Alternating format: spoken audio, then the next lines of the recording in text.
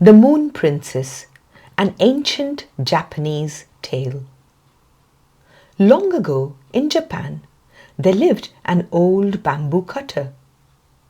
Every day he went to the forest to cut bamboo, out of which he used to make baskets and other simple things for a living. One evening, as he walked through the quiet bamboo grove, he noticed something unusual. One bamboo stalk was glowing softly, as if moonlight had been captured inside.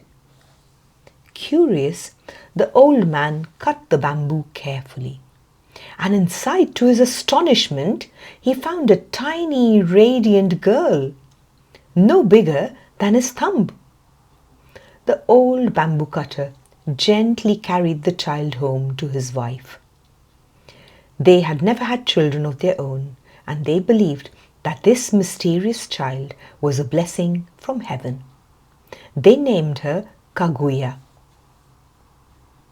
In Japanese, the name Kaguya can mean the shining one or the radiant princess. From that day on, the couple raised her as their own daughter. But Kaguya was no ordinary child. She grew with astonishing speed. Just within a few months, she became a young woman of extraordinary beauty, so beautiful that people from all across the land began to hear about her. Many noblemen and princes came to ask her hand in marriage, but Princess Kaguya did not wish to marry. Instead, she set each suitor an impossible task. To one she said, "Bring me the original bowl used by the Buddha." To another she said, "Bring me a jeweled branch from the magical island of Horai." To another she said, "Bring me a robe made from fireproof fur of a legendary creature." The men set out to find these treasures, but one by one they failed. Eventually, word of the mysterious and beautiful Kaguya reached the Emperor of Japan. The Emperor himself came to see her.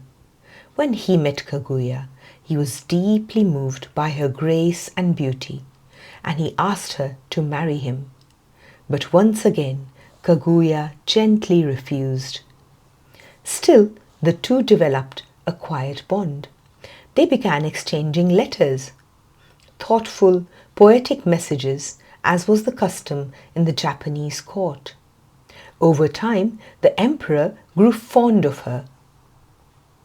But as months passed, Kaguya often sat alone at the night, gazing silently at the moon. One evening, her adoptive parents noticed tears in her eyes. At last, Kaguya revealed the truth. She was not from this world. She had come from the moon, and soon the people of the moon would return to take her back. Her parents were heartbroken. The emperor, when he heard this news, ordered soldiers to guard the house, hoping they could prevent her from being taken away. But on the night of the full moon, a radiant procession descended from the sky. Celestial beings from the moon arrived in a soft, glowing light. They carried with them two things for the emperor: a letter from Kaguya and a small vial containing the elixir of immortality. The message was simple. If the emperor wished, he could drink the elixir and live forever. But the emperor, grieving the loss of Kaguya, had no desire for immortality. Without her, eternal life felt empty. So instead, he gave an unusual command. He ordered his servants to take the letter and the vial to the highest mountain in Japan. There, at the summit, they were to burn both the letter and the elixir.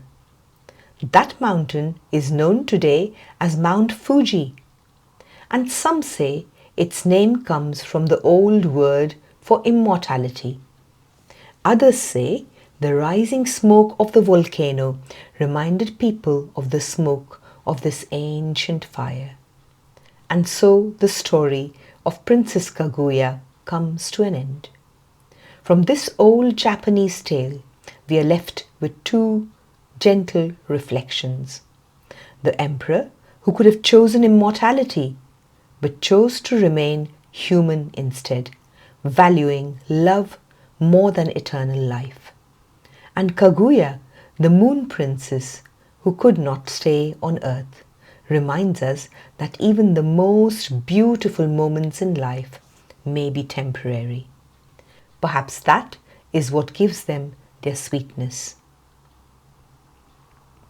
Hope you liked today's story. Until next time.